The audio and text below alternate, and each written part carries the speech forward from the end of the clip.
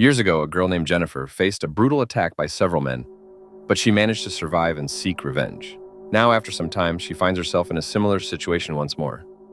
Jennifer has returned to her city after the incident, trying to rebuild her life. To protect her identity, she has changed her name so that no one knows her past. Trusting people has become difficult for Jennifer, and she feels anxious around men. When a colleague asks her out for dinner, she firmly declines and requests that he not approach her again. One day, a group of men surrounds her, taunting her and suggesting they have fun together. These encounters trigger painful memories, but they eventually let her go. In therapy, Jennifer shares her fears, worried that she might be losing her mind. She wishes for men like those to disappear. Later, she runs into a coworker again. Initially, she suspects he has bad intentions, but he reassures her that not all men are harmful. Jennifer attends a support group for victims of violence. The group consists of many women and one man, all sharing their stories for support. But Jennifer isn't ready to open up. During a break, she meets Oscar, a man grieving the loss of his daughter, who suffered abuse and took her own life after the police failed to catch her attacker. Marla, another group member, approaches Jennifer and suggests they smoke together. Marla is strong-willed, but attends the group due to issues with her boyfriend. Jennifer looks forward to seeing Marla again at the next meeting.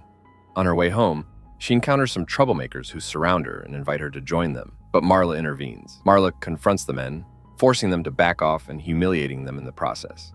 They then head to a bar and spend the night together. Marla believes that all men are terrible, and there are no good ones. Jennifer admires Marla's boldness in sharing her opinions and her strength as an independent woman.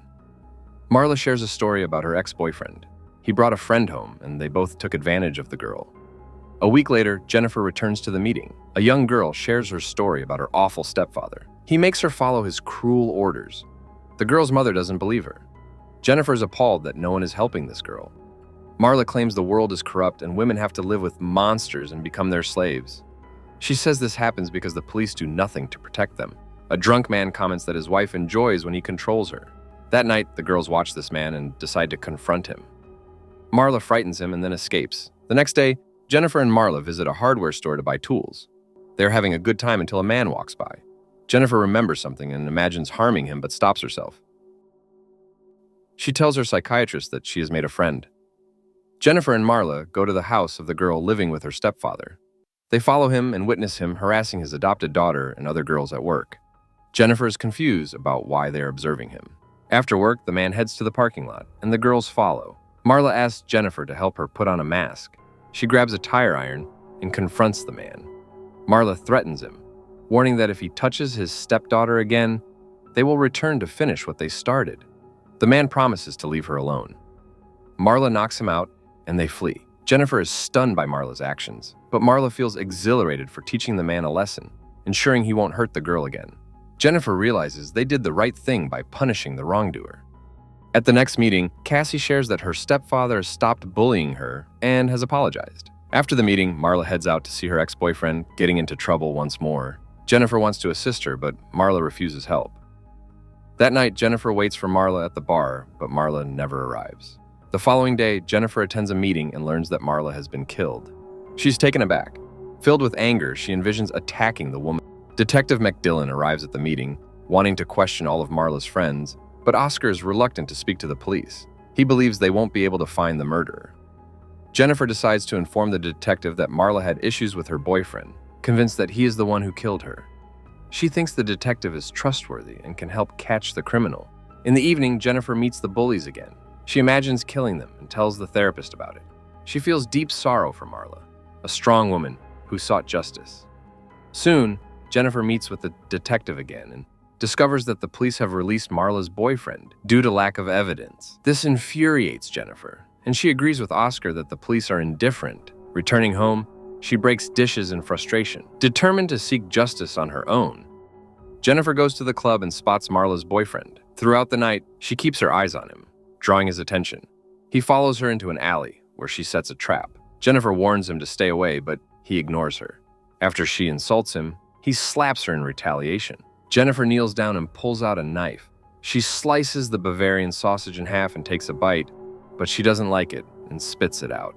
The next day, a detective visits her and informs her that she is the prime suspect in the case. The police chief suspects Jennifer killed Marla's boyfriend for revenge.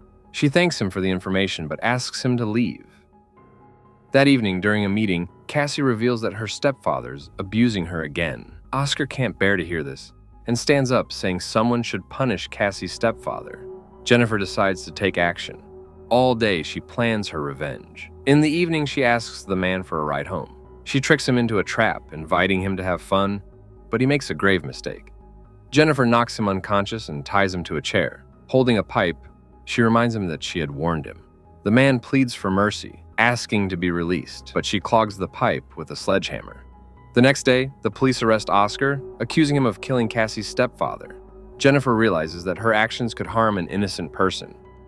She tells the detective that Oscar is a good man and couldn't have committed murder. A day later, Oscar is freed, and Jennifer meets him to discuss what happened. When a man harmed his daughter, Oscar urged her to report it to the police. However, in court, the accused was declared innocent, and they blamed the girl for the incident. Oscar hopes for justice one day. Jennifer decides to assist him. She targets the new victim and begins to stalk him, but he proves to be very strong, and Jennifer struggles to overpower him. She injures him, but he keeps fighting back and removes her pants. Just in time, a detective intervenes and shoots the man. Jennifer tells the police she got lost and was attacked, but a female officer doubts her story. She knows Jennifer's background. The officer reveals she has been investigating the murders of 5 men and believes Jennifer is involved. At that moment, Oscar arrives at the police station. He has cut his hands and confesses to 3 murders before dying. Oscar realizes that Jennifer is the secret avenger. The police let Jennifer go, but place her under close watch. Jennifer visits a psychiatrist again, knowing she can only rely on herself. That evening, she wears a red dress and goes out hunting. She first meets a male colleague and invites him to have fun, but he declines, saying he likes her but wants nothing more. In anger, Jennifer pulls out a knife, causing him to flee. Next, she encounters a man who insulted her. She offers him the same invitation, and although he hesitates, he eventually agrees to spend time with her. But Jennifer brandishes her knife and attacks. Detective McDillon urges her to let the man go and put the knife down, but Jennifer insists he must face the consequences. Jennifer is back at the psychiatrist's office, dressed in a prison uniform. The psychiatrist tells her that she will be released soon if she acts properly. Jennifer gets it and walks out of the office. Suddenly, 2 female inmates attack her. Jennifer fights them off using a shiv. The psychiatrist steps out, and in a tragic accident, Jennifer ends up killing her as well. However, it turns out that Jennifer imagined the whole scenario, and that's how the film concludes.